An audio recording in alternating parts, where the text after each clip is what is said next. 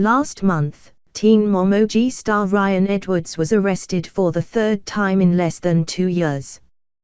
This time, local authorities were less inclined to give Edwards the benefit of the doubt, and he remained behind bars for a full week awaiting his arraignment.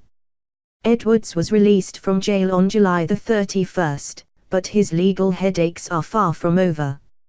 Ryan is due back in court on August the 23rd, and he still faces up to a year in prison. If he misses his court date, he'll likely be incarcerated immediately. If he lands in front of a judge who's less sympathetic to his plight than the previous ones, Ryan is likely headed for the slammer. Edwards and wife Mackenzie Stadifer have done their best to keep his legal troubles concealed from the public, but they haven't been terribly successful. Now, new details of Ryan's arrest have emerged, and it's led some to the conclusion that Ryan doesn't care whether or not he goes to jail.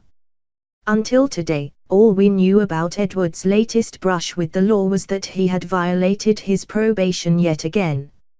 Now, we know that Ryan brazenly flouted local traffic violations by driving 36 miles per hour over the speed limit. I observed the above violator operating the above vehicle at a high rate of speed, wrote the arresting officer in his citation. The vehicle's speed was confirmed by radar at 80 miles per hour in a 55 miles per hour zone.